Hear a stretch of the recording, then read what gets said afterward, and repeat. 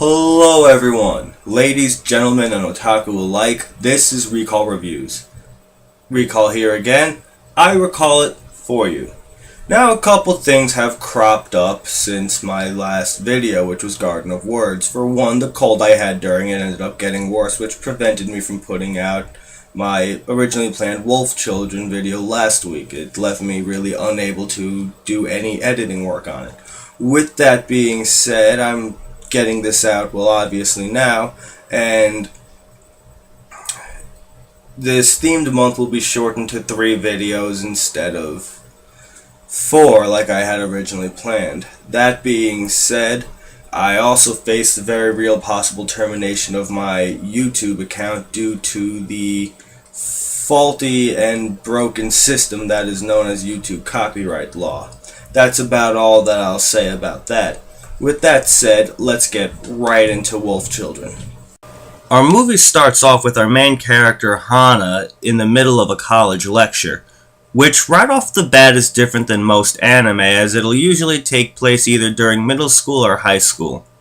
Hana looks over to see a mysterious young man who's going to be her main love interest for this movie. He doesn't receive a name, nor do they show you one at any point in this movie. That being said, it leads into our first interaction with the two characters.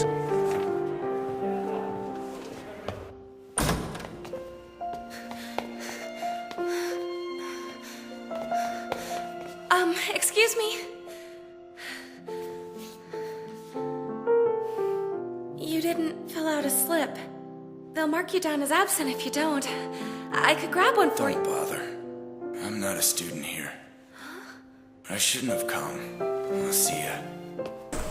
It is after this that we catch a glimpse of Hana in her everyday life, at her part-time job, shopping, etc. We next have a series of flashing events that depict the mysterious young man working for a moving company, while it also shows Hana in college. That being said, she's also waiting for the young man to come meet her at the college because she promised to share her textbook with him if he ever comes back. We now have our first extended interaction between Hana and the mysterious young man, who I'm thinking I'll just call Mike, because it's as good a name as any. So, what do you do for fun? And what are your favorite foods? Have you ever, fallen in love before? Wait your turn. Why were you named Hana? Curious, huh? Mm-hmm. The day I was born, my dad noticed a cosmos flower blooming in the backyard. Nobody had planted it, it just popped up. That's why he named me Hana, because it means flower. He wanted me to smile all the time, just like that cosmos did. That way, whenever things were tough, I could give life my best smile and get through it. Crazy as it may sound, it always seemed to work. We next have a scene where Hana stares at Mike from across the street while he's in front of a coffee shop. They then meet up and he's telling her about the things that he notices and thinks about when he's moving people into houses, such as the fact that it amazes him that there's so many different kinds of circumstances. People with money, people without money, people with and without kids. He then goes to list off the numbers of people who live in various apartments around him, showing more signs of a serial killer than a romanticist, if you ask me. We next get a little more insight on Mike's personal feelings, as well as Hana delivering possibly the most subtle love confession. It'd be nice to have a home. A place where I belong. I'd kick off my shoes, give my face a good washing, sit back in a comfy chair. It must be nice. I could build a bookshelf, and once I filled it with books, what's to keep me from building another? You just can't put a price on freedom like that.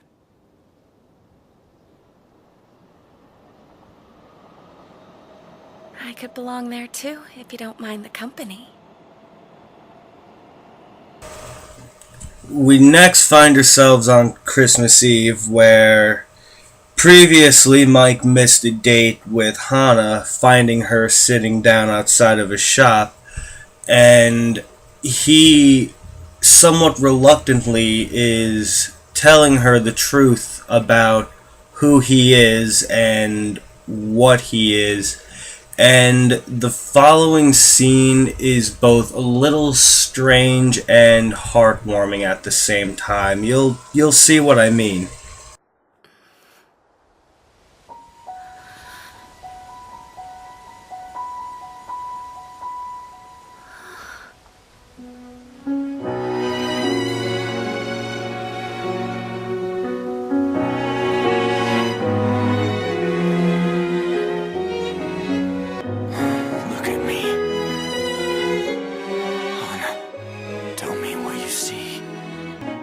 Were you shocked?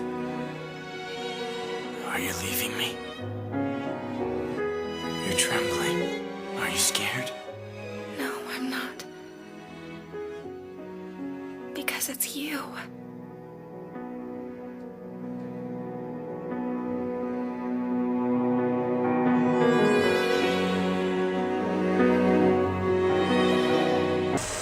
So, yeah, you see what I mean by a little weird? That being said, we have Hana waking up the next morning seeing a sleeping Mike as we flash forward a little into spring and we have a flashing series of events of the couple's everyday life. After this, we are then informed that one of these days Mike actually hit the mark and Hana is now pregnant with their first child. Our very next shot is of Mike and Hana meeting up and clearly overjoyed by the information that they now have that they're going to be parents. We then have a flashing series of events showing them working through the pregnancy together. We're then informed that the following winter their firstborn child Yuki arrives, as well as another time skip into the following spring where they also inform us that Yuki's younger brother named Ame was now born. Our very next scene gives us our first taste of tragedy in this movie, where Hana feels that something's amiss when Mike doesn't show up that night. She then decides to go out and try and find him in the middle of this rainstorm, only to find him drowned in an aqueduct, being picked up by a couple men and just thrown into a garbage can. We next have a flashing series of events that show us the difficulties that Hana faces while being a single mother raising two wolf children. At this stage in the kids' lives, they can't exactly control whether they look human or wolves.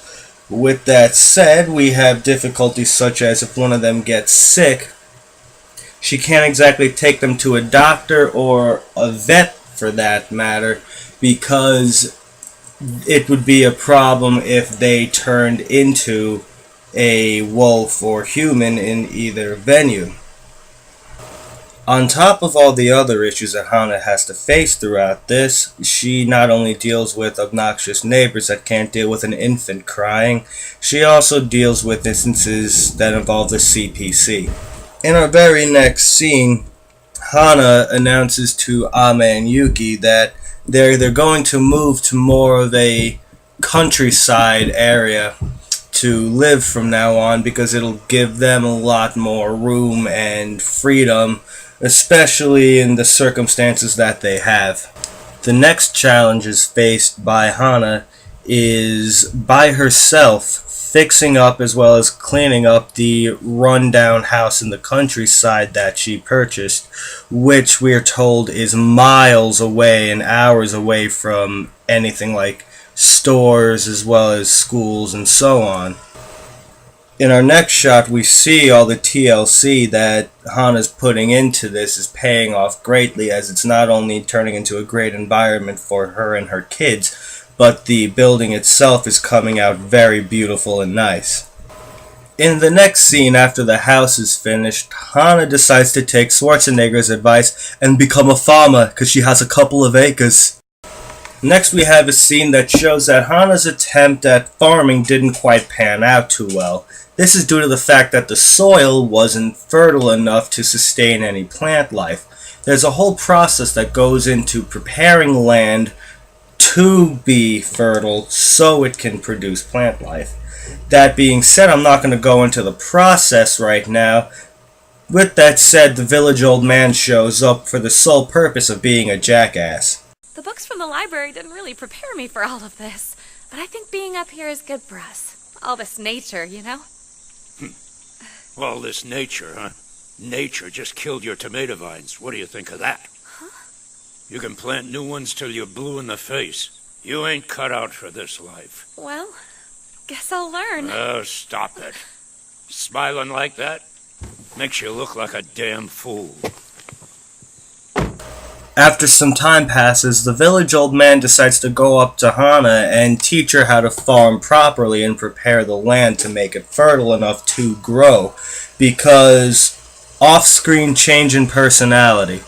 We next have a shot of a couple other people in the village taking Hana along to a greenhouse where they give her advice on what to plant with what to keep bugs and other pests away from the plants, as well as the fact of showing her how to properly plant them in her field.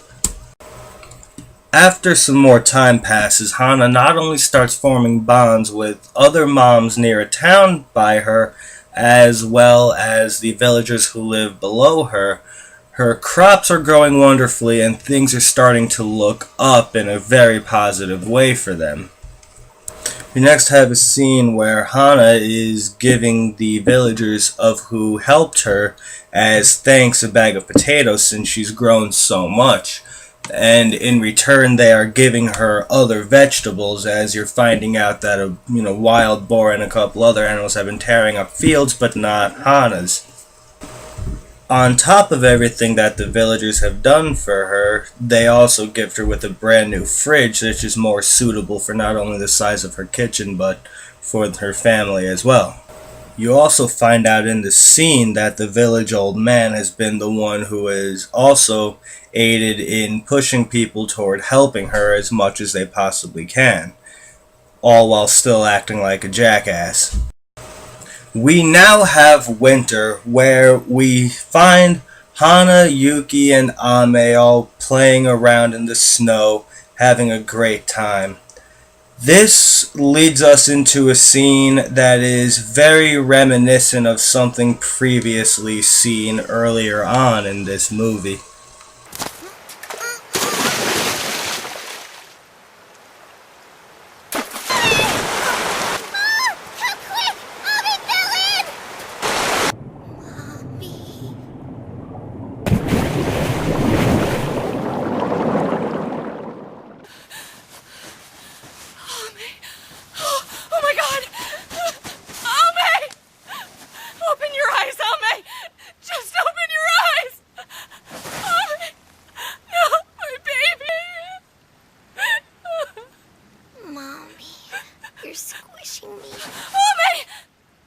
This is the point when you start seeing Ame's character change. That being said, Hana makes a decision to let Yuki start attending school like she wanted to earlier in the movie. After a scene that shows us the entrance ceremony, we have some shots of Yuki at school with her friends. Meanwhile, Hana and Ame go to a nature reserve.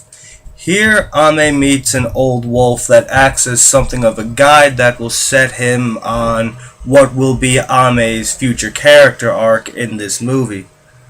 Also to add in there, this nature reserve is also the place where Hana finds new employment. We next have a scene that offers us as the viewer a quick way to kind of get a fast age progression and moving up through the grades of Ame and Yuki without adding too much extra padding to the movie itself, and just kind of gives us that quick little now they're older. We next have a new student that transferred into Yuki's class. His name is Sohei, and he clearly has something of an infatuation with her as he pursues her throughout the school. This leads us into the following scene. Leave me alone! How come? I mean it, okay? What's wrong with you? Let go of me! Yuki! Yuki!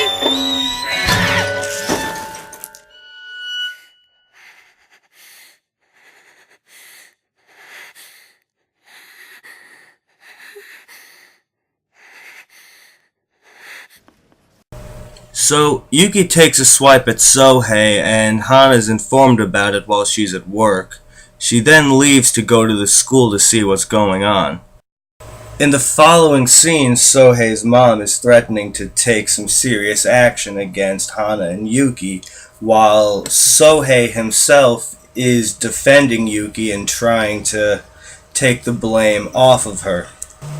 We next have a series of events where Yuki decides to stop going into school, and Sohei periodically stops by her house, leaving notes, snacks, drinks, so on as tokens of friendship, and trying to get her to come back because he honestly does want her to keep coming to school and does want to be friends with her.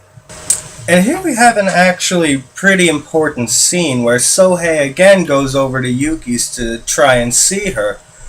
She's not home, and Hana invites Sohei in because he travels so far every day to try and see Yuki, so she invites him in.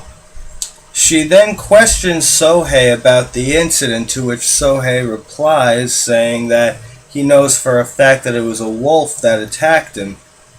That being said, the important part comes here. I know it sounds crazy, but I saw it, just for like a split second. And when I woke up, my ear was all bloody. The wolf was the one who hurt me, it wasn't Yuki. It's no fair she got in trouble because of it. I know that some of the other kids are sure she did it, but they weren't even there. I see. And may I ask you one more thing? Do you hate wolves now? Nah, I think they're pretty cool. I feel the same way. After the conversation Hana had with Sohei, you can assume that at some point off screen, Hana decided to tell Yuki what they talked about, and Yuki decides to go back to school. And Sohei meets her in front of her house to take her to school.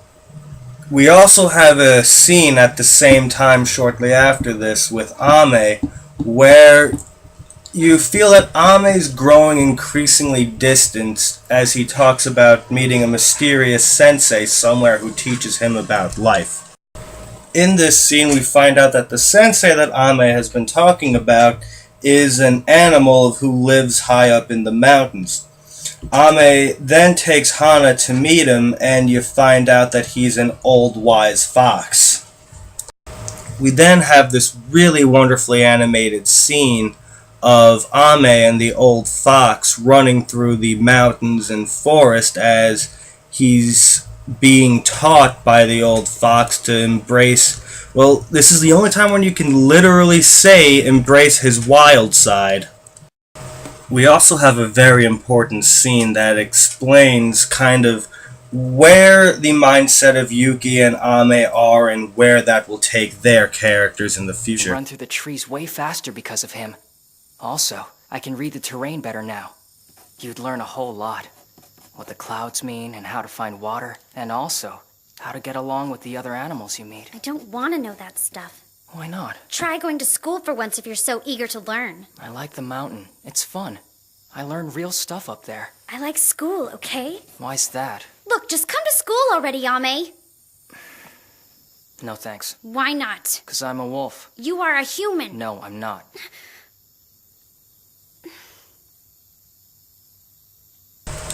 So that's really about all you need to hear from the conversation to kind of figure out where the character arcs are going to take Yuki and Ame. That being said, if you look back at past scenes, you would have made the assumption that Yuki would be the one to become the mountain wolf while Ame chooses to live as a human.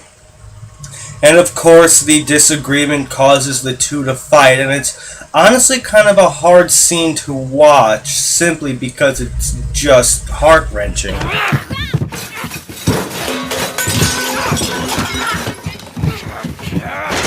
What's gotten into you? Stop it!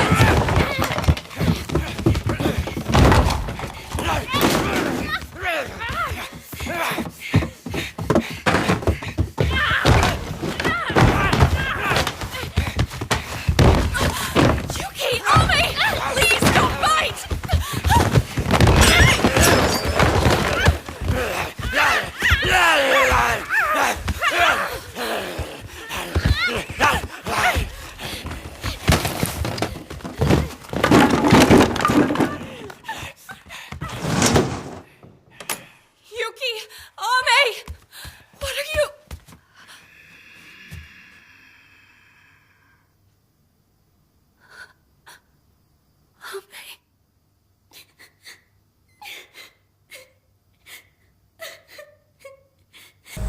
After that, we have a scene where Ame reveals that the wise fox of who was teaching him is injured and will most likely be dead soon, so he decides to take the mantle of the guardian of the mountain, where Hana isn't too thrilled about that and is trying to get him to change his mind and asks him to please never go up into the mountain again, if anything for her sake as a mother. We then find out in a scene where the class is gossiping about Sohei's mom getting remarried that we're now 2 years after the point in time when Yuki and Ame fought.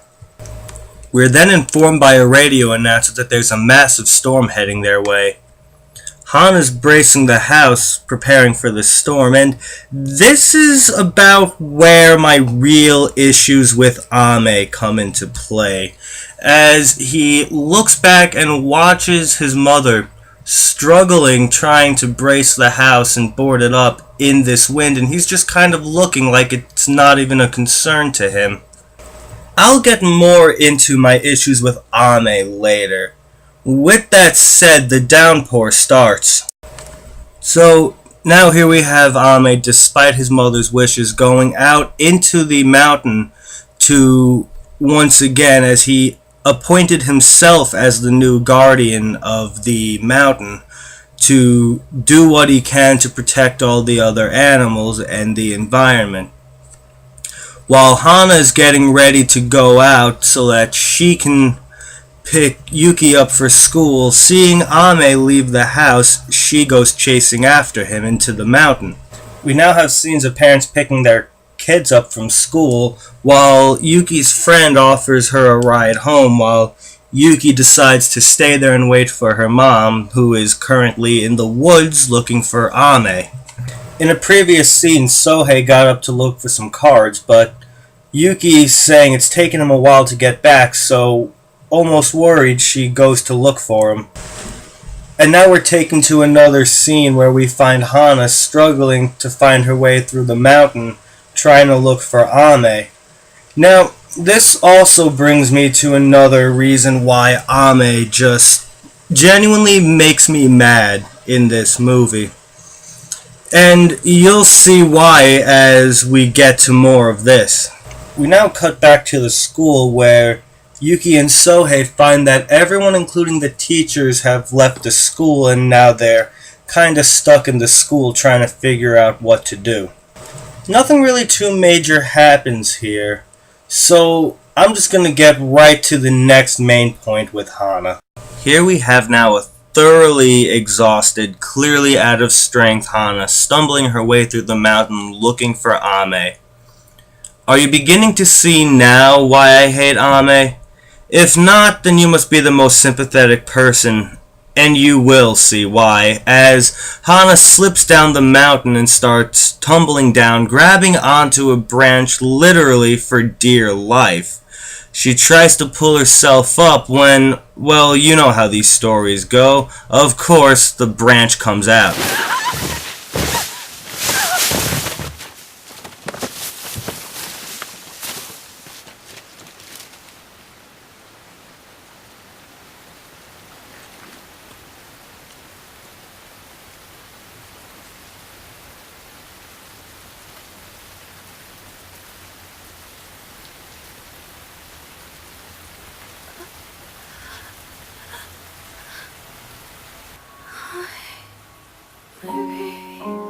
He's out here, son. And he's home. So, yeah, again, are you starting to see why I really hate Ame in this movie?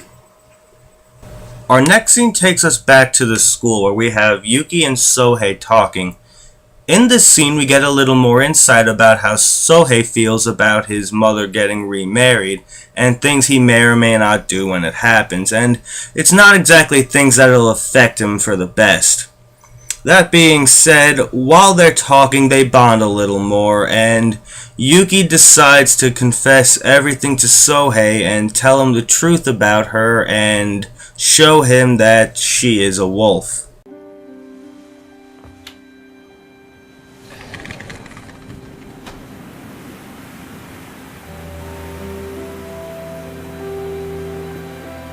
So hey, that day when the wolf appeared out of nowhere and clawed up your ear?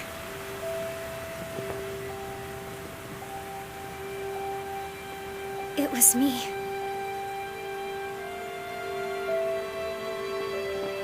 I've wanted to tell you for so long now. I couldn't not tell you anymore. All this time, I knew. Don't be afraid. I never told anyone. And I'm never gonna. You're safe. No more crying.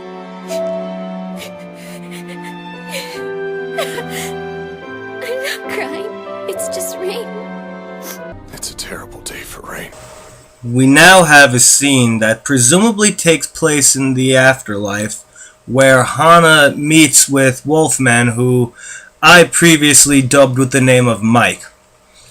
He tells her that he's been watching over them the entire time, and that he's very proud of the way that Hana raised their kids. He also goes to tell her that Ame's doing just fine, and he knows what he has to do, where he needs to be, and who he wants to be. We then have Ame carrying Hana home after he finds her lying on the mountain floor after she literally risked her life and everything else trying to find him, and again, he just lays her on the floor in front of the house and leaves again.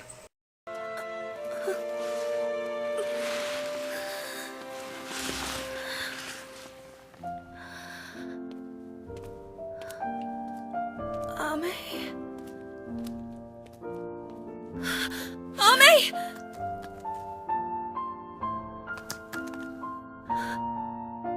Is this what you want?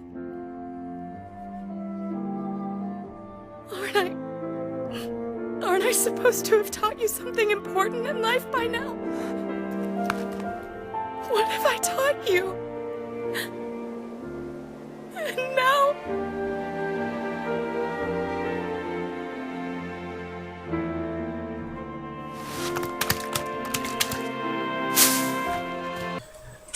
Do you see why I fucking hate Ame? After Ame leaves Hana crying, wondering where she went wrong as a mother toward him, he makes his way to the top of a waterfall and unleashes a powerful howl to the rising sun. This is enough to show Hana that Ame made the right choice for what he wants in this life, and Hana fully accepts this and even exclaims, in a voiceover by Yuki, we find out that it's been a couple years and Ame is still living as the guardian of the mountain, while Yuki herself is away at a middle school that offers room and board in the city to further her education. With that said, this leads us into, well, how this movie ends, and it's honestly a bittersweet ending. I say this because... yes, in the end, everyone is happy in where they want to be. But at the same time, you have to think, Hana's all alone. The man she loves is dead. Her youngest son is living in the woods as a wolf, far from home. And her daughter is far away in the city for school. And she's alone in this big house.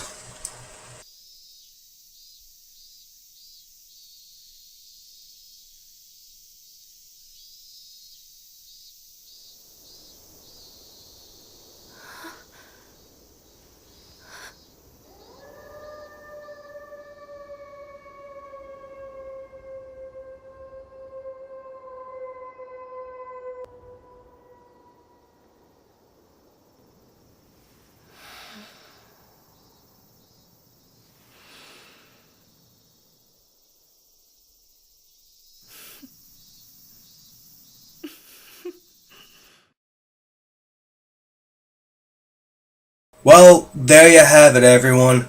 This was Wolf Children, and God, was this an absolutely amazing movie. The animation and art are absolutely gorgeous and breathtaking. The visuals alone are enough to pull at your heartstrings. The music is the icing on the cake. It's absolutely beautiful musical score. The voice acting has to be one of the best English dubs I've heard from Funimation. In fact, this is one of those movies I refuse to watch in sub. We had Colleen Clinkenbeard as Hana, David Matrana as, well, Mike, Jade Saxton as the main voice of Yuki, and Makai Solasad, I hope I'm pronouncing his name right, as Ami. Now again, my personal gripes with the movie mainly being Ami and how he acted toward his mom, especially in the second half of the movie. I disapprove of that quite a bit, and it really made me angry to see how he just didn't care. Except for the last little segment with him, which is something of a redemption, but still, you're leaving her all alone. Again, the ending is possibly the only way that this movie could have ended, and I am okay with the bittersweet ending. Sometimes you need a little bitterness, otherwise the sugar gets overwhelming, if you know what I'm talking about. That being said, next week is the final installment of the Feels Month, but before I present the next movie, check out The Dissonance. They're an awesome band that have me editing their videos. That being said, next we have Air the Motion Picture. Tune in next time.